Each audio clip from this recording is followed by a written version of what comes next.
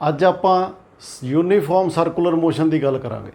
सो असी पहला ये देखांगे कि यूनीफॉर्म सर्कुलर मोशन हुंदा की है। यूनीफॉर्म सर्कुलर मोशन सर्कुलर आ तो ये यूनीफॉर्म किहड़ी चीज़ आ।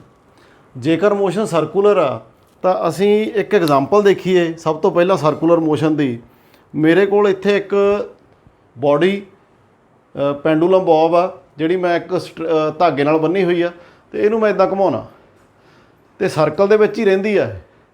सर्कल दे विच किन्नी देर रहिंदी आ जिन्नी देर तक ये धागे नाल अटैच आ। मतलब सर्कल दे विच उन्नी देर रहिंदी आ जिन्नी देर ये धागे नाल अटैच आ।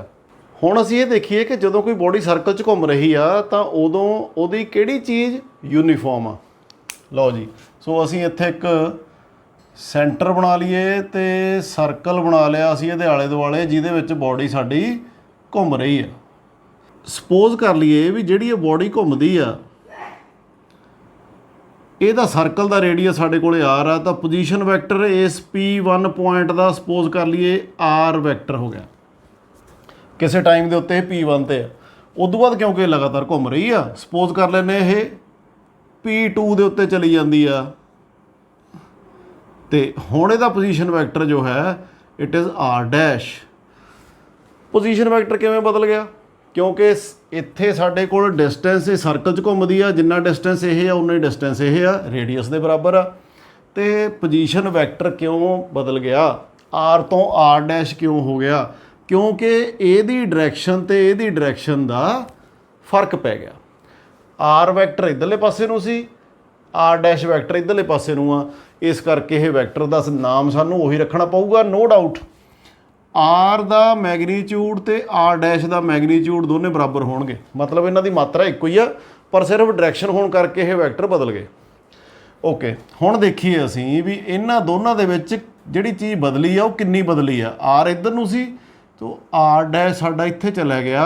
सो जिहड़ी चीज़ इह च बदली उहनूं असीं कहने आ delta R. So delta R is also vector. हुण एक तीन वैक्टर बन गए R vector and delta R they are both order in order. R dash is the closing side. If R dash is the closing side then according to triangles law r dash will be equal to vector r plus vector delta r।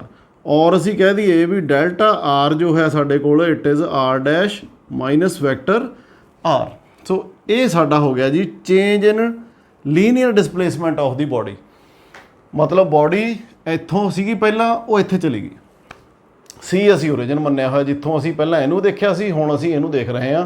So this is our delta R. हुण असी थोड़ा जिहा remind करिए बई displacement किन्नी होएगी। ये तो असी देख ली लीनियर डिसप्लेसमेंट जदों बॉडी इत्थों इत्थे तक मूव कीती क्योंकि सर्कल च घुमदी आ साडा इन्ना एंगल भी चेंज हो गया दोनों वैक्टर्स दे विच। इस एंगल नूं असी कहने आ delta theta. So delta theta इहदा नाम हैगा जी एंगूलर डिसप्लेसमेंट। थोड़ा जिहा रिमाइंड करिए आपां काइनामैटिक्स दे विच प्लेन दे विच मोशन पढ़िया सी। मोशन इन प्लेन दे विच डिसप्लेसमेंट किधर नूं हुंदी आ जिधरले पासे नूं बॉडी मूव करदी आ। हुण जेकर बॉडी इत्थों इधर नूं मूव कीती आ तां डिसप्लेसमेंट भी इधर नूं ही आ। दूजी गल वेलोसिटी किधर नूं होएगी कोई इदां दा पाथ असी डिस्कस कीता सी ते इस जगह ते वेलोसिटी देखनी होवे तां velocity will be along the tangent to the displacement. इत्थे हुण वेलोसिटी दा टेंजेंट साडे कोले आहा है इहदा मतलब साडे कोले वेलोसिटी वैक्टर V हो गया which is perpendicular to are.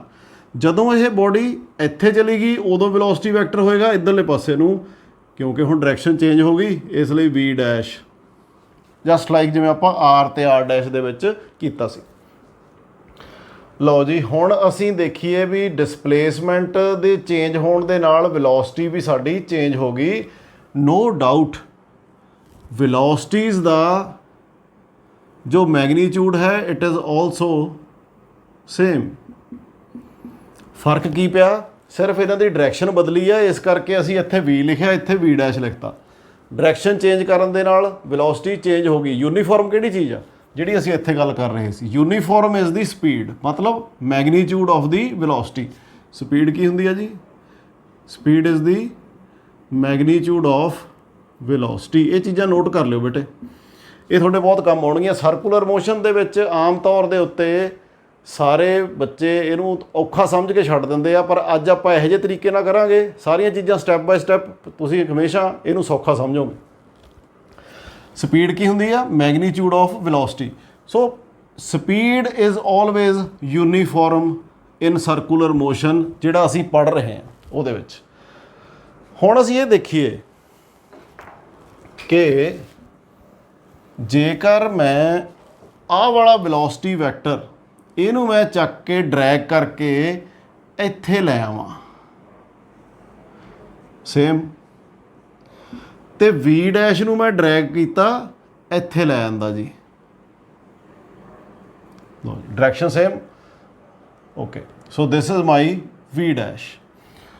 ਹੁਣ ਵੀ ਸਾਡੀ ਸੀਗੀ ਪਹਿਲਾਂ ਇੱਧਰ ਨੂੰ, ਇਹ ਚੇਂਜ ਕਰਕੇ ਹੋ ਗਈ ਇੱਧਰ ਨੂੰ, ਪਹਿਲਾਂ ਇੱਥੇ ਸੀ, ਹੁਣ ਇਹ ਇੱਧਰ ਨੂੰ ਹੋ ਗਈ। ਕਿੱਧਰ ਨੂੰ ਚੇਂਜ ਕੀਤੀ? ਵੀ ਤੋਂ ਵੀ ਵਾਲੇ ਪਾਸੇ ਨੂੰ। ਸੋ ਇਹਦਾ ਮਤਲਬ ਸਾਡੇ ਕੋਲ ਇੱਥੇ ਵੈਲੋਸਿਟੀ ਚੇਂਜ ਕਰ ਗਈ ਇੱਧਰਲੇ ਪਾਸੇ ਨੂੰ। ਇਹਦਾ ਮਤਲਬ ਸਾਡੀ ਡੈਲਟਾ ਵੀ ਇੱਧਰ ਨੂੰ ਹੋਏਗੀ। ਹੁਣ ਅਸੀਂ ਆਹ ਟ੍ਰਾਇੰਗਲ ਦਾ ਨਾਮ ਰੱਖ ਲਈਏ, ਲੈਟ ਇਟ ਬੀ GHI। ਤੁਸੀਂ ਧਿਆਨ ਨਾਲ ਦੇਖਿਆ, ਸਰਕਲ ਦੇ ਵਿੱਚ ਬੋਡੀ ਮੂਵ ਕਰ ਰਹੀ ਆ, ਵੈਲੋਸਿਟੀ ਇੱਥੇ P ਪੁਆਇੰਟ ਤੇ P1 ਤੇ ਇੱਧਰ ਨੂੰ ਆ, P2 ਦੇ ਉੱਤੇ ਇੱਧਰ ਨੂੰ ਆ। ਸਾਡੀ ਚੇਂਜ ਇਨ ਵੈਲੋਸਿਟੀ ਕਿੱਧਰ ਨੂੰ ਹੋਈ? Change in velocity is from H to I, means from right to left. ਕੀ ਇਹ ਸੈਂਟਰ ਵੱਲ ਨੂੰ ਨਹੀਂ ਹੈ ਸਰਕਲ ਦੇ? ਸੋ ਸਰਕਲ ਦੇ ਸੈਂਟਰ ਵੱਲ ਨੂੰ ਲੱਗ ਗਈ। ਕਿਤੇ ਹੋਰ ਦੇਖ ਲਈਏ, ਜ਼ਰੂਰੀ ਤਾਂ ਨਹੀਂ ਵੀ ਆਪਾਂ ਇੱਥੇ ਦੇਖੀਏ, ਲਓ ਕਿਤੇ ਹੋਰ ਦੇਖ ਲਈਏ। ਆਹ ਸਾਡਾ ਸੀਗਾ ਸਰਕਲ, ਸਪੋਜ਼ ਕਰੀਏ ਬੋਡੀ ਪਹਿਲਾਂ ਇੱਥੇ ਸੀ, P1 ਇੱਥੇ ਸੀ, P2 ਇੱਥੇ ਆ ਗਿਆ, ਬੋਡੀ ਸਾਡੀ ਇੱਥੇ, ਉਸ ਤੋਂ ਬਾਅਦ ਇੱਥੇ। ਸੋ ਅਗੇਨ ਆਹ ਸਾਡਾ ਡੈਲਟਾ ਥੀਟਾ ਹੋ ਗਿਆ। ਇੱਥੇ ਵੈਲੋਸਿਟੀ ਕਿੱਧਰ ਨੂੰ ਹੋਏਗੀ? Along the tangent V। ਇੱਥੇ ਵੈਲੋਸਿਟੀ ਕਿੱਧਰ ਨੂੰ ਹੋਏਗੀ? Along the tangent V।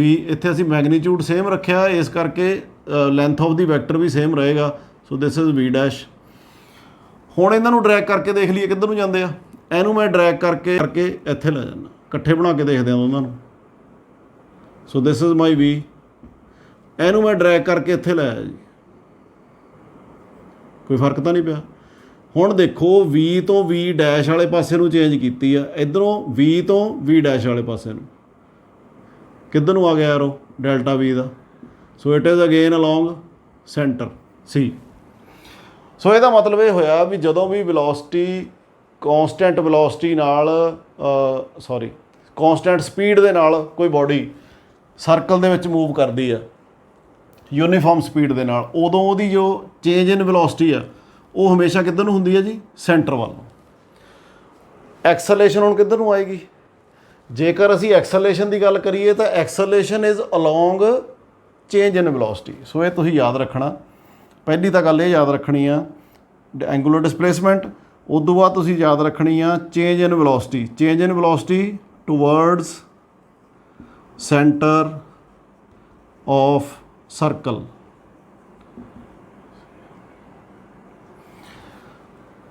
ਤੀਜੀ ਗੱਲ ਜੀ, ਐਕਸਲੇਸ਼ਨ ਕਿੱਧਰ ਨੂੰ ਹੋਏਗੀ? Acceleration is the rate of change of velocity. ਇਹਦਾ ਮਤਲਬ it will be also towards centre of circle. Velocity ਵੀ ਇੱਧਰ ਨੂੰ, ਐਕਸਲੇਸ਼ਨ ਵੀ ਉੱਧਰ ਨੂੰ। ਵੈਲੋਸਿਟੀ ਨਹੀਂ, change in velocity. Change in velocity ਵੀ ਟੁਵਰਡ ਦੀ ਸੈਂਟਰ, ਐਕਸਲੇਸ਼ਨ ਵੀ towards the centre.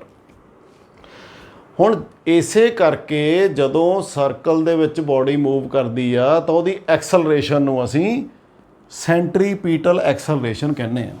The most important ਸੈਂਟਰੀਪੀਟਲ acceleration. ਸੋ ਇੱਥੇ ਮੇਨ 3-4 ਚੀਜ਼ਾਂ ਯਾਦ ਕਰਨ ਵਾਲੀਆਂ ਨੇ, ਯਾਦ ਰੱਖਣ ਵਾਲੀਆਂ ਨੇ ਵੀ ਜਦੋਂ ਬੋਡੀ ਸਰਕਲ 'ਚ ਘੁੰਮਦੀ ਆ, ਸਾਡੇ ਕੋਰਸ ਦੇ ਵਿੱਚ ਯੂਨੀਫਾਰਮ ਸਰਕੂਲਰ ਮੋਸ਼ਨ ਆ, ਇਸ ਕਰਕੇ ਉਹਦੀ ਸਪੀਡ ਕੀ ਹੈ? ਕੌਂਸਟੈਂਟ। ਸੋ ਸਪੀਡ ਇਜ਼ ਕੌਂਸਟੈਂਟ ਪਰ ਵੈਲੋਸਿਟੀ ਚੇਂਜਿੰਗ। ਕਿਉਂ ਚੇਂਜਿੰਗ? ਕਿਉਂਕਿ ਇਹਦੀ ਡਾਇਰੈਕਸ਼ਨ ਹਮੇਸ਼ਾ ਲਗਾਤਾਰ ਚੇਂਜ ਕਰਦੀ ਰਹਿੰਦੀ ਹੈ। ਹੁਣ ਜੇ ਵੈਲੋਸਿਟੀ ਚੇਂਜਿੰਗ ਆ with time then change in velocity is acceleration. ਤੇ ਅਸੀਂ ਐਕਸਲੇਸ਼ਨ ਦੀ ਡਾਇਰੈਕਸ਼ਨ ਹੁਣ ਦੇਖ ਲਈ ਆ ਕਿੱਧਰ ਨੂੰ ਆ, it will be along the centre. ਇੱਥੇ ਕਰਕੇ ਦੇਖ ਲਈ, ਫਿਰ ਵੀ ਅਲੋਂਗ ਦੀ ਸੈਂਟਰ, ਜਿੱਥੇ ਮਰਜ਼ੀ ਕਰਕੇ ਦੇਖ ਲਓ, it will be along the centre of the circle in which body is circulating. ਹੁਣ ਅਸੀਂ ਆਉਂਦੇ ਆ ਸੈਂਟਰੀਪੀਟਲ ਐਕਸਲਰੇਸ਼ਨ ਦੇ ਮੈਗਨੀਚਿਊਡ ਦੇ ਉੱਤੇ ਵੀ ਕਿੰਨੀ ਹੋਏਗੀ। ਸਾਨੂੰ ਪਤਾ ਹੈ ਜੀ ਐਕਸਲਰੇਸ਼ਨ ਜੋ ਐਵਰੇਜ ਹੈ it is the delta V upon delta T, rate of change of velocity. ਇਹ ਸਾਨੂੰ ਪਤਾ, ਅਸੀਂ ਪੜ੍ਹੀ ਹੋਈ ਆ। ਜੇਕਰ ਮੈਂ ਕਹਾਂ what will be the instantaneous acceleration, so instantaneous acceleration ਹੋਏਗੀ limit delta T tending to 0 delta V upon delta T. ਮਤਲਬ ਜੇਕਰ ਟਾਈਮ ਇੰਟਰਵਲ ਛੋਟਾ ਕਰ ਦਈਏ, ਬੋਡੀ ਪੀ ਤੋਂ ਲੈ ਕੇ P2 ਤੱਕ ਡੈਲਟਾ ਟੀ ਟਾਈਮ 'ਚ ਗਈ, ਜੇਕਰ ਮੈਂ ਟਾਈਮ ਇੰਟਰਵਲ ਛੋਟਾ ਕਰਦਾ ਤਾਂ P1 ਅਤੇ P2 ਪੁਆਇੰਟਸ ਦੋਨੇ ਨੇੜੇ ਨੇੜੇ ਹੋਣਗੇ। ਜੇ ਨੇੜੇ ਨੇੜੇ ਹੋਣਗੇ ਤਾਂ ਡੈਲਟਾ ਥੀਟਾ ਵੀ ਸਮੋਲ ਹੋਏਗਾ। ਕਿਵੇਂ? ਜੇਕਰ ਮੈਂ ਕਹਾਂ ਵੀ ਆਹ ਵਾਲਾ ਸਾਡਾ ਸਰਕਲ ਸੀ ਅਤੇ P1 ਪੁਆਇੰਟ ਇੱਥੇ ਸੀ ਅਤੇ P2 ਪੁਆਇੰਟ ਇੱਥੇ ਸੀ ਅਤੇ ਡੈਲਟਾ ਟੀ ਥੋੜ੍ਹਾ ਸੀ, ਉਹਦੇ ਕਰਕੇ ਕੀ ਹੋ ਗਿਆ, ਡੈਲਟਾ ਥੀਟਾ ਵੀ ਥੋੜ੍ਹਾ ਹੋ ਗਿਆ। ਡੈਲਟਾ ਥੀਟਾ ਕੀ ਹੈ? Angular displacement. तो जेकर डेल्टा टी अप्रोचिंग टू 0 हो जाए फिर P1 ਤੇ P2 ਦੋਨੇ ਪੁਆਇੰਟ ਇੱਕੋ ਹੀ ਪੁਆਇੰਟ ਤੇ ਓਵਰਲੈਪ ਕਰ ਜਾਣਗੇ, ਇੰਨਾ ਛੋਟਾ ਹੋਏਗਾ। ਸੋ ਇਹਨੂੰ ਕਹਾਂਗੇ ਅਸੀਂ ਲਿਮਟਿੰਗ ਵੈਲਿਊ ਆਫ ਐਕਸਲਰੇਸ਼ਨ। ਇੱਥੇ ਹੁਣ ਚੇਂਜ ਇਨ ਵੈਲੋਸਿਟੀ ਸਾਡੀ ਆ ਜੋ it will B again towards the centre and as well as the acceleration will be along the centre, ਤੇ ਵੈਲੋਸਿਟੀ ਸਾਡੀ ਇੱਕ ਪੁਆਇੰਟ ਦੇ ਉੱਤੇ ਟੇਂਜੈਂਟ ਹੋਏਗੀ। ਓਕੇ, ਹੁਣ ਅਸੀਂ ਦੇਖੀਏ ਜੀ delta V upon delta T ਅਸੀਂ ਕੱਢਣਾ।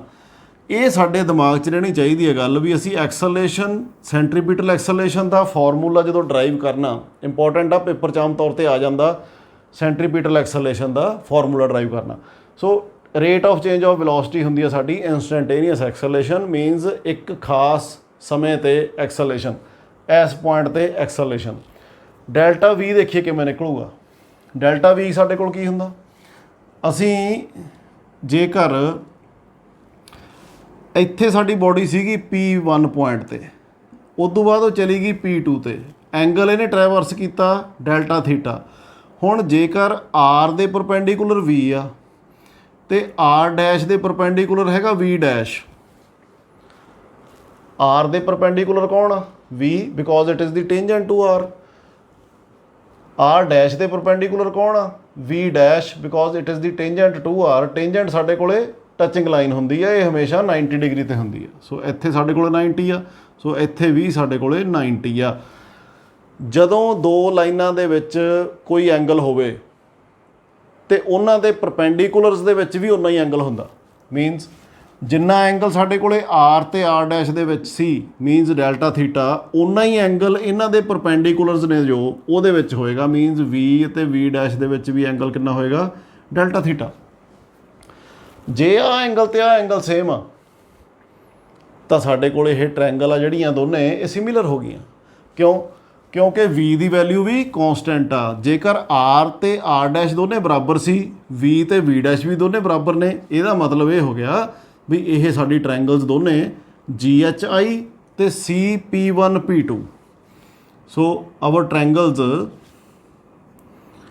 GHI ਐਂਡ CP1P2 ਕੀ ਹੋ ਗਈਆਂ ਜੀ? ਸਿਮਿਲਰ ਹੋ ਗਈਆਂ। ਅਤੇ ਜੇ ਟ੍ਰਾਇੰਗਲਸ ਦੋਨੇ ਸਿਮਿਲਰ ਹੋ ਗਈਆਂ ਤਾਂ ਉੱਥੇ ਫੰਡਾ ਕੀ ਲੱਗਦਾ?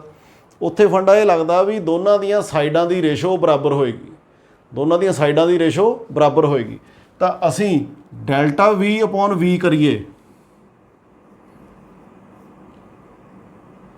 Delta V upon V GHI ਦੇ ਵਿੱਚੋਂ ਇਹ ਕਿਹਦੇ ਬਰਾਬਰ ਹੋਏਗਾ?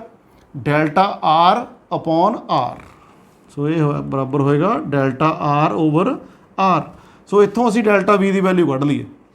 ਸੋ let us find the value of delta V। So delta V will be equal to delta R over R ਤਾਂ ਸਾਡੇ ਕੋਲ ਪਹਿਲਾਂ ਹੀ ਇੱਧਰ ਪਿਆ, ਇੱਧਰਲੇ ਪਾਸਿਓਂ V ਇੱਧਰ ਜਾ ਕੇ ਗੁਣਾ ਹੋ ਗਈ, ਕੋਲੇ ਡੈਲਟਾ V ਨਿਕਲਿਆ। ਹੁਣ ਡੈਲਟਾ V ਨਿਕਲਿਆ, ਸਾਨੂੰ ਚਾਹੀਦਾ ਕਿੱਥੇ ਆ? ਇਹ ਇੱਥੇ। ਸੋ ਡੈਲਟਾ V ਜਿੱਥੇ ਚਾਹੀਦਾ ਉੱਥੇ ਪੁੱਟ ਕਰ ਦਈਏ। ਸੋ ਇਹਦਾ ਮਤਲਬ ਇਹ ਐਕਸਲਰੇਸ਼ਨ ਇੰਸਟੈਂਟੇਨੀਅਸ ਆ ਗਈ limit delta T tending to 0,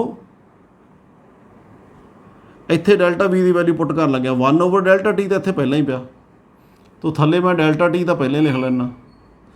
ਉੱਪਰਲੇ ਪਾਸੇ ਮੇਰੇ ਕੋਲ ਕੀ ਆ ਗਿਆ ਜੀ, delta R V over R. ਹੁਣ ਆਹ ਵਾਲੀ ਟਰਮ ਦੇਖੋ, ਇਹ ਕੀ ਬਣ ਗਿਆ, delta R over delta T, delta R over delta T, change in linear displacement in change in time per unit time. So it will be equal to limit delta t tending to 0 v upon r ਤਾਂ ਮੇਰਾ ਬਚ ਗਿਆ, delta r over delta t ਨੂੰ ਮੈਂ ਕੀ ਲਿਖ ਲਿਆ ਜੀ, v, because it is rate of change of displacement.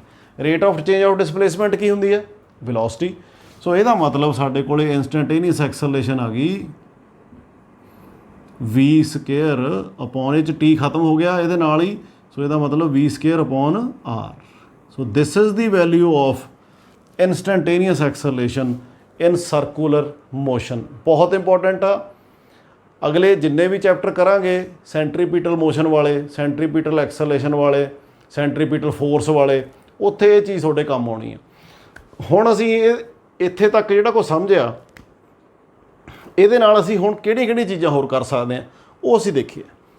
ਹਾਂਜੀ, ਇੱਥੇ ਤੱਕ ਸਮਝ ਲੱਗ ਗਿਆ ਸਾਰਿਆਂ ਨੂੰ।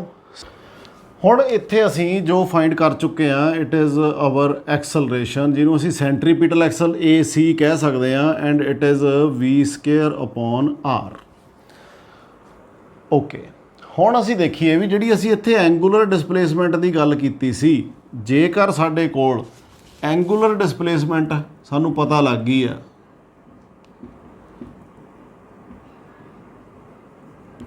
ਇੱਕ ਤਾਂ ਅਸੀਂ ਸਿੰਪਲ ਡਿਸਪਲੇਸਮੈਂਟ ਪੜ੍ਹੀ ਸੀ ਪਹਿਲੇ ਚੈਪਟਰ ਦੇ ਵਿੱਚ, shortest and straight line distance between 2 points. ਹੁਣ ਆ ਗਈ ਸਾਡੇ ਕੋਲ ਐਂਗੂਲਰ ਡਿਸਪਲੇਸਮੈਂਟ, ਇਹਨੂੰ ਅਸੀਂ ਕਹਿ ਦਿੰਦੇ ਹਾਂ ਡੈਲਟਾ ਥੀਟਾ। ਡੈਲਟਾ ਥੀਟਾ ਤਾਂ ਸਾਡੇ ਕੋਲ ਇੱਥੇ ਤੱਕ ਆ, ਪਰ ਜੇਕਰ ਅਸੀਂ ਇਹਨੂੰ ਪੂਰੇ ਸਰਕਲ ਨੂੰ, ਬੋਡੀ ਘੁੰਮਦੀ ਆ ਜਦੋਂ ਸਰਕਲ ਦੇ ਵਿੱਚ, ਤਾਂ ਇਹ ਟੋਟਲ ਐਂਗਲ ਕਿੰਨਾ ਕਵਰ ਕਰ ਲੈਂਦੀ ਆ, 360 ਡਿਗਰੀ। ਅਤੇ 360 ਡਿਗਰੀ ਨੂੰ ਅਸੀਂ ਰੇਡੀਅਨਸ ਦੇ ਵਿੱਚ ਕਿੰਨਾ ਕਹਿੰਦੇ ਆ, 2 ਪਾਈ। ਓਕੇ, ਸੋ ਅੱਗੇ ਆ ਗਈ ਸਾਡੇ ਕੋਲ ਜੀ ਐਂਗੂਲਰ ਵੈਲੋਸਿਟੀ, ਇਹਨੂੰ ਸਿੰਬਲ ਹੁੰਦਾ ਸਾਡੇ ਕੋਲ ਓਮੇਗਾ। ਜਿਵੇਂ ਆਪਾਂ ਲੀਨੀਅਰ ਮੋਸ਼ਨ ਦੇ ਵਿੱਚ ਵੈਲੋਸਿਟੀ ਕੀ ਪੜ੍ਹੀ ਸੀ, ਵੈਲੋਸਿਟੀ ਪੜ੍ਹੀ ਸੀ rate of change of displacement dr upon dt, ਉਵੇਂ ਜਿਵੇਂ ਹੀ ਇੱਥੇ ਇਹਨੂੰ ਲਿਖਾਂਗੇ rate of change of angular displacement, ਮਤਲਬ change of angle upon per unit time d theta, delta theta upon delta t। So this was our linear velocity and this is our angular velocity. ਹੁਣ ਅਸੀਂ angular velocity ਦਾ formula ਦੇਖੀਏ ਕੀ ਬਣਦਾ। Delta theta, delta theta ਦੀ value ਕੱਢੀਏ। ਜੇਕਰ ਆ ਦੋਨੇ ਪੁਆਇੰਟ ਨੇੜੇ ਨੇੜੇ ਹੋਣ, ਮੈਂ ਫਿਰ ਉਸੇ ਗੱਲ 'ਤੇ ਆਉਣਾ, ਸੈਂਟਰ ਸੀਗਾ ਸਾਡਾ, ਦੋਨੇ ਪੁਆਇੰਟ ਜੇ ਨੇੜੇ ਨੇੜੇ ਨੇ P1 ਅਤੇ P2, ਅਤੇ ਜਿਹੜੀ ਡੈਲਟਾ ਥੀਟਾ ਹੈ ਸਾਡਾ ਉਹ ਆ ਹੈ, ਦੈਨ ਕੀ ਹੋਏਗਾ ਬਈ ਅਸੀਂ, ਆਹ ਸਾਡੀ ਲੈਂਥ ਹੈਗੀ ਆ ਜਿਹੜੀ R ਆ। ਸੋ ਪਹਿਲੇ ਚੈਪਟਰ ਦੇ ਵਿੱਚ ਆਪਾਂ ਪੜ੍ਹਿਆ ਸੀ theta is equal to L/R, ਇਹ ਫਾਰਮੂਲਾ ਕੀਤਾ ਸੀ ਜਦੋਂ ਆਪਾਂ ਪੈਰਾਲੈਕਸ ਮੈਥਡ ਪੜ੍ਹਿਆ ਸੀ। L ਸਾਡੇ ਕੋਲੇ ਹੁੰਦੀ ਆ ਆਰਕ ਲੈਂਥ, ਇੱਥੋਂ P1 ਤੋਂ P2 ਤੱਕ L ਹੋ ਗਈ, R ਸਾਡੇ ਕੋਲ ਆ ਹੋ ਗਿਆ। ਸੋ ਇਹਦੇ ਅਕੋਰਡਿੰਗ ਜੇਕਰ P1 ਅਤੇ P2 ਪੁਆਇੰਟ ਨੇੜੇ ਨੇੜੇ ਹੋਣਗੇ ਤਾਂ ਜਿਹੜੀ ਆ ਆਰਕ ਲੈਂਥ ਆ, ਆਹ ਵਾਲੀ P1 ਅਤੇ P2 ਦੇ ਵਿੱਚ, ਇਹ ਲਗਭਗ ਡੈਲਟਾ R ਦੇ ਬਰਾਬਰ ਹੋਏਗੀ। ਦੇਖੋ ਇੱਥੋਂ ਜੇ ਮੈਂ ਡੈਲਟਾ R ਬਣਾਵਾਂ ਤਾਂ ਇਹ ਆ ਬਣਦੀ ਆ, ਅਤੇ ਡੈਲਟਾ R ਅਤੇ ਆਰਕ ਲੈਂਥ ਦੋਨੇ ਓਵਰਲੈਪ ਕਰ ਗਈਆਂ। ਜੇ ਡੈਲਟਾ ਥੀਟਾ ਸਾਡੇ ਕੋਲ ਛੋਟਾ ਹੈ, ਬਹੁਤ ਛੋਟਾ ਹੈ, ਨੀਅਰਲੀ ਇਕੁਅਲ ਟੂ 0 ਆ, 0 ਹੈ ਨਹੀਂ ਪਰ ਨੀਅਰਲੀ ਇਕੁਅਲ ਟੂ 0 ਆ, ਤਾਂ ਇਹ P1 P2 ਜਿਹੜੀ ਆਰਕ ਲੈਂਥ ਆ ਉਹ L ਦੇ ਬਰਾਬਰ ਹੀ ਹੋ ਜਾਊਗੀ। ਇਹਦਾ ਮਤਲਬ ਇਹ ਹੋਇਆ ਵੀ delta theta will be equal to delta R upon R, ਕਿਉਂਕਿ ਥੀਟਾ ਸਮੋਲ ਆ। ਇੱਥੇ ਅਸੀਂ ਇਹ ਲਿਖਾਂਗੇ if theta is small, angle is small, ਇਹਨੂੰ ਪੁੱਟ ਕਰ ਦਈਏ ਇੱਥੇ। ਓਮੇਗਾ ਕਿਹਦੇ ਬਰਾਬਰ ਆ ਗਿਆ, ਡੈਲਟਾ ਥੀਟਾ ਦੀ ਵੈਲਿਊ ਪੁੱਟ ਕਰੀਏ, ਡੈਲਟਾ ਆਰ ਓਵਰ ਆਰ ਬਟੇ ਕੀ ਆ ਗਿਆ ਨਾਲ ਡੈਲਟਾ ਟੀ। ਹੁਣ ਜੇਕਰ ਡੈਲਟਾ ਥੀਟਾ ਛੋਟਾ ਤਾਂ ਡੈਲਟਾ ਟੀ ਵੀ ਛੋਟਾ, ਸੋ ਇਸ ਕਰਕੇ delta R over delta T ਕੀ ਬਣ ਗਿਆ? So it is our V velocity rate of change of displacement upon R. ਤੇ ਜਾਂ ਅਸੀਂ ਕਹਿ ਦਈਏ ਇਹਨੂੰ ਔਰ ਕੀ ਲਿਖ ਸਕਦੇ ਹਾਂ, v equal to omega R. So simple words ਦੇ ਵਿੱਚ ਯਾਦ ਕਰ ਸਕਦੇ ਹੋ, ਲੀਨੀਅਰ ਵੈਲੋਸਿਟੀ ਦਾ ਐਂਗੂਲਰ ਵੈਲੋਸਿਟੀ ਦਾ relation v is equal to R omega ਵੀ ਕਹਿ ਸਕਦੇ ਹੋ, ਓਮੇਗਾ ਆਰ ਵੀ ਕਹਿ ਸਕਦੇ ਹਾਂ। ਓਮੇਗਾ ਕੀ ਆ ਸਾਡੇ ਕੋਲੇ? Angular velocity. ਹੁਣ ਅਸੀਂ ਆਈਏ ਐਂਗੂਲਰ ਐਕਸਲਰੇਸ਼ਨ ਤੇ। ਐਂਗੂਲਰ ਐਕਸਲਰੇਸ਼ਨ ਦੀ ਗੱਲ ਕਰਦੇ ਆ ਤਾਂ ਐਂਗੂਲਰ ਐਕਸਲਰੇਸ਼ਨ ਸਾਡੇ ਕੋਲ ਕਿਹਦੇ ਬਰਾਬਰ ਆਊਗੀ? ਅਸੀਂ ਇੱਥੇ ਕਰ ਚੁੱਕੇ ਹਾਂ ਆਲਰੇਡੀ ਸੈਂਟਰੀਪੀਟਲ ਐਕਸਲਰੇਸ਼ਨ, ਤੋ it is v square upon R. ਤੇ v ਦੀ ਵੈਲਿਊ ਜਿਹੜੀ ਇੱਥੇ ਕੱਢੀ ਇੱਥੇ ਪੁੱਟ ਕਰ ਦਈਏ, omega R whole square upon R. So our a will be equal to omega square R square upon R, cancel ਹੋ ਗਈ। So R omega square. So acceleration is omega square R. तो velocity साडी आ गई omega are, acceleration की आ गई omega square into are. हुण असीं देखीए भी जदों कोई बॉडी सर्कल दे विच घुमदी है तो इहदा टाइम पीरियड की होएगा? What will be the time period? Time period की हुंदा? Time it is the time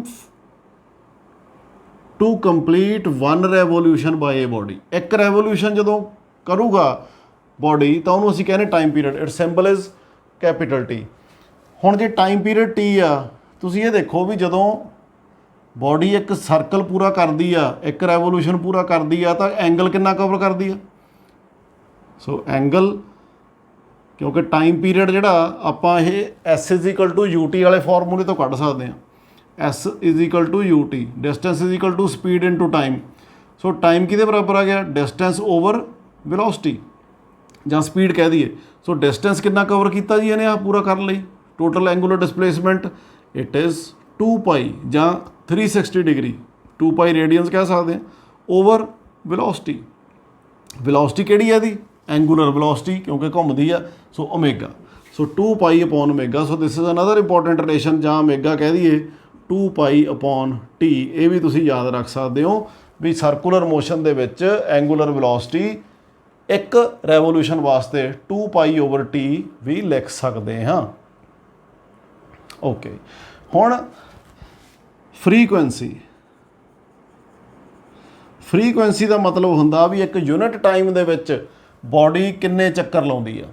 so number of revolutions a body takes in unit time interval, तो उन्होंने असीं कहने frequency and it symbol is nu. इनू कहने न्यू, NU। न्यू की है? यूनिट टाइम दे विच किन्ने। So it is the reciprocal of the time period. Time period का रेसीप्रोकल आ, तो जेकर टाइम पीरियड साडे कोले 2 पाई अपॉन ओमेगा है तो फ्रीकुएंसी किहदे बराबर आ गई? Omega upon 2 pi. Omega is equal to 2 pi into nu. तुसीं 2 पाई न्यू भी लिख सकते हो, 2 पाई अपॉन टी भी लिख सकते हो। एक्चुअली इत्थे 1 ओवर टी नूं असीं न्यू पुट करता। सो इदां असीं इहनूं कर सकते हैं। हुण इहनूं पहली पुट करके देख लो इधर। So 2 pi nu square into R कितना आ गया? 4 pi square nu square into R. So acceleration असीं सेंट्रीपीटल इदां भी कर सकते हैं। जिन्नी देर तुसीं नमैरीकल नहीं करते उन्नी देर तक तुसीं कदे ये ना मन्निओ भी तुहानूं चीज़ समझ लग गई। जेकर नमैरीकल तुसीं सॉल्व कर सकते हो अपने आप, then it's okay. 10 of NCERT। An insect trapped in a circular groove। किसी सर्कुलर ग्रूव ਦੇ ਵਿੱਚ मतलब इदां कह लो भी सर्कुलर एक पाइप आ इदां दी, सर्कुलर पाइप ਦੇ ਵਿੱਚ फस गया बेचारा। सर्कुलर पाइप 'ਚ फस गया ਤੇ ਗੇੜੇ ਕੱਢੀ ਜਾਂਦਾ। रेडियस सर्कुलर ग्रूव का है 12 centimetre. Moves along the groove steadily and completes 7 revolutions in 100 seconds। घूमी जाता 7 वारी 7 गेड़े कढ़ लेंदा। रेवोल्यूशनस कितनियां ने? 7। टाइम कितना है? किन्ने टाइम च करदा? 100 ਸੈਕਿੰਡ ਦੇ ਵਿੱਚ। ਓਕੇ, ਪੁੱਛਦਾ ਕੀ ਆ, what is the angular speed of the motion. Angular speed ਕੱਢਣੀ ਆ ਜੀ। ਸੋ ਸੋਲੂਸ਼ਨ ਇਹਦਾ ਕੀ ਆਏਗਾ, angular speed omega is equal to 2π/t because we know here time. ਪਰ ਸਾਨੂੰ ਇਹ ਨਹੀਂ ਪਤਾ ਵੀ ਇਹ ਕਿੰਨੇ ਟਾਈਮ ਪੀਰੀਅਡ ਹੋ ਗਏ। ਜੇ 7 ਗੇੜੇ ਕੱਢਦਾ ਤਾਂ ਇਹਦਾ ਮਤਲਬ ਐਂਗੂਲਰ ਡਿਸਪਲੇਸਮੈਂਟ ਕਿੰਨੀ ਹੋ ਗਈ। ਇੱਕ ਗੇੜੇ ਦੇ ਵਿੱਚ ਐਂਗੂਲਰ ਡਿਸਪਲੇਸਮੈਂਟ ਹੋ ਗਈ 2π ਰੇਡੀਅਨ, ਅਤੇ 7 ਗੇੜਿਆਂ 'ਚ ਕਿੰਨੀ ਹੋ ਗਈ 2π × 7। ਆਹ ਸਾਡੀ ਐਂਗੂਲਰ ਡਿਸਪਲੇਸਮੈਂਟ ਹੋ ਗਈ। ਟਾਈਮ ਪੀਰੀਅਡ ਸਾਨੂੰ ਦਿੱਤਾ ਹੋਇਆ 100 ਸੈਕਿੰਡਸ। ਸੋ ਸਿੰਪਲ, ਸੋ 2 × 7 × 22/7। ਮੈਂ ਕੈਲਕੂਲੇਸ਼ਨ ਨੂੰ ਸੋਲਵ ਕਰਨ ਲਈ ਇੱਥੇ 22/7 ਲੈ ਲਿਆ। ਟਾਈਮ ਹੈਗਾ ਸਾਡੇ ਕੋਲ 100 ਸੈਕਿੰਡਸ ਦਾ, ਤੋ 7 goes of with 7। So it is 44/100 means 0.44।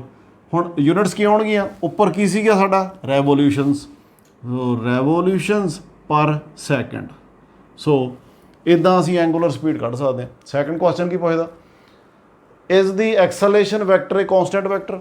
Okay, ਹੁਣ ਆਪਾਂ ਹੁਣੇ ਪੜ੍ਹ ਕੇ ਹਟਿਆ ਪਹਿਲਾਂ ਵੀ ਜਿਹੜੀ ਐਕਸਲੇਸ਼ਨ ਆ ਜਦੋਂ ਬੋਡੀ ਘੁੰਮਦੀ ਆ ਤਾਂ ਮੰਨ ਲਓ ਇੱਥੇ ਵੈਲੋਸਿਟੀ ਉਹਦੀ ਇੱਧਰ ਨੂੰ ਆ, ਸੋ ਦਿਸ ਇਜ਼ ਦੀ v। ਇੱਥੇ ਜਦੋਂ ਆ ਗਿਆ ਉਦੋਂ ਵੈਲੋਸਿਟੀ ਉਹਦੀ ਇੱਧਰ ਨੂੰ ਆ, ਇੱਥੇ ਜਦੋਂ ਆ ਗਿਆ ਵੈਲੋਸਿਟੀ ਇੱਧਰ ਨੂੰ ਆ, ਇੱਥੇ ਜਦੋਂ ਆ ਗਿਆ ਵੈਲੋਸਿਟੀ ਇੱਧਰ ਨੂੰ ਆ। ਵੈਲੋਸਿਟੀ ਚੇਂਜ ਕਰਦੀ ਆ ਪਰ acceleration is always towards the centre. ਇੱਥੋਂ ਵੀ ਐਕਸਲੇਸ਼ਨ ਸੈਂਟਰ, ਇੱਥੇ ਵੀ ਐਕਸਲੇਸ਼ਨ ਸੈਂਟਰ। ਕੀ ਐਕਸਲੇਸ਼ਨ ਆਪਣਾ ਡਾਇਰੈਕਸ਼ਨ ਚੇਂਜ ਕਰ ਰਹੀ ਹੈ? ਬਿਲਕੁਲ ਕਰ ਰਹੀ ਆ। ਇੱਥੋਂ ਇੱਧਰ ਨੂੰ ਉੱਪਰ ਨੂੰ ਆ, ਇੱਥੇ ਲੈਫਟ ਸਾਈਡ ਨੂੰ ਆ, ਇੱਥੇ ਰਾਈਟ ਸਾਈਡ ਨੂੰ ਆ, ਇੱਧਰਲੇ ਪਾਸਿਓਂ ਥੱਲੇ ਨੂੰ ਆ। ਸੋ ਇਹਦਾ ਮਤਲਬ ਦੂਸਰੇ ਪਾਰਟ ਦਾ ਸਾਡੇ ਕੋਲ ਆਨਸਰ ਕੀ ਹੋਏਗਾ, so no acceleration is not a constant vector because it's changing direction at all points. C answer. What is its magnitude. Acceleration ਦਾ ਕਹਿੰਦੇ ਮੈਗਨੀਚਿਊਡ ਵੀ ਕੱਢੋ। ਆਪਾਂ ਹੁਣੇ ਕਰਕੇ ਹਟੇ ਹਾਂ ਅੱਗੇ। ਐਕਸਲੇਸ਼ਨ ਕਿਹਦੇ ਬਰਾਬਰ ਹੁੰਦੀ ਹੈ ਜੀ, ਓਮੇਗਾ ਸਕੇਅਰ ਆਰ। ਜਿੱਥੇ ਓਮੇਗਾ ਦੀ ਵੈਲਿਊ ਤੁਹਾਨੂੰ ਪਤਾ ਹੋਵੇ ਓਮੇਗਾ ਸਕੇਅਰ ਆਰ ਲਾ ਸਕਦੇ ਹਾਂ, ਨਹੀਂ ਤਾਂ v ਸਕੇਅਰ ਅਪੋਨ ਆਰ ਵਾਲਾ ਜਿਹੜਾ ਆਪਾਂ ਕਰਕੇ ਹਟੇ ਹਾਂ ਉਹ ਵੀ ਲਾ ਸਕਦੇ ਹਾਂ। ਸੋ ਓਮੇਗਾ ਸਕੇਅਰ ਆਰ, ਓਮੇਗਾ ਦੀ ਵੈਲਿਊ ਪੁੱਟ ਕਰ ਦਈਏ ਆਪਾਂ ਹੁਣੇ ਕੈਲਕੂਲੇਟ ਕਰਕੇ ਹਟੇ ਹਾਂ 0.44 ਸਕੇਅਰ ਕਰ ਦਈਏ ਇਨਟੂ ਆਰ। ਆਰ ਸਾਨੂੰ ਦਿੱਤਾ ਹੋਇਆ 12 ਸੈਂਟੀਮੀਟਰ, ਸੋ 12 ਸੈਂਟੀਮੀਟਰ। ਸੋ ਇਹਨੂੰ ਕੈਲਕੂਲੇਟ ਕਰ ਸਕਦੇ ਹੋ ਤੁਸੀਂ। 0.44 ਨੂੰ ਸਕੇਅਰ ਕਰੋ ਐਂਡ ਦੈਨ ਮਲਟੀਪਲਾਈ ਵਿਦ 12। ਸੋ ਇਹਨਾਂ ਤੁਹਾਡੇ ਕੋਲ ਐਕਸਲੇਸ਼ਨ ਆ ਜਾਏਗੀ। ਹੁਣ ਇਸੇ ਤਰ੍ਹਾਂ ਤੁਹਾਨੂੰ ਮੈਂ 2-3 ਇਹਦੀ ਐਕਸਰਸਾਈਜ਼ ਦੱਸ ਦਿੰਦਾ, ਉਹ ਤੁਸੀਂ ਕਰਕੇ ਦੇਖਿਓ। ਆਪਣੀ ਵਾਲ ਕਲੌਕ ਆ, ਇੱਥੇ 3 ਆ, ਇੱਥੇ ਸਾਡੇ ਕੋਲ 12 ਆ, ਇੱਥੇ 9 ਆ ਗਿਆ, ਇੱਥੇ 6 ਆ ਗਿਆ। ਇਹਦੇ ਵਿੱਚ ਇੱਕ ਹੁੰਦਾ ਜੀ ਹੈਂਡ ਆਵਰ ਦੱਸਦਾ ਹੁੰਦਾ ਅਤੇ ਦੂਜਾ ਦੱਸਦਾ ਹੁੰਦਾ ਮਿੰਟ। ਤੁਸੀਂ ਕੈਲਕੂਲੇਟ ਕਰੋ the angular speed of hour hand. So question is find the angular speed of hour hand of a clock. ਇਕੱਲੇ ਆਵਰ ਹੈਂਡ ਦੀ ਨਾ ਕਰੋ, ਉਦੋਂ ਬਾਅਦ ਤੁਸੀਂ ਮਿੰਟ ਹੈਂਡ ਦੀ ਵੀ ਕਰੋ ਐਂਡ ਸੈਕਿੰਡ ਹੈਂਡ ਵਾਲੇ ਦੀ ਵੀ ਕਰੋ। ਇਹਦੇ ਵਿੱਚ 3 ਸੂਈਆਂ ਹੁੰਦੀਆਂ ਸਾਡੇ ਕੋਲ। ਆਹ ਸਾਡੀ ਮਿੰਟ ਸੈਕਿੰਡਸ ਵਾਲੀ ਸੂਈ ਆ। ਸੋ ਇੱਕ ਸਾਡੀ ਆਵਰ ਹੈਂਡ ਆ, sorry this one is the minute hand, hour hand and second hand. So ਤਿੰਨਾਂ ਦੀ ਐਂਗੂਲਰ ਸਪੀਡ ਕੱਢ ਸਕਦੇ ਹੋ। ਇਸੇ ਤਰ੍ਹਾਂ you have an another question also, calculate the angular speed of ਅਰਥ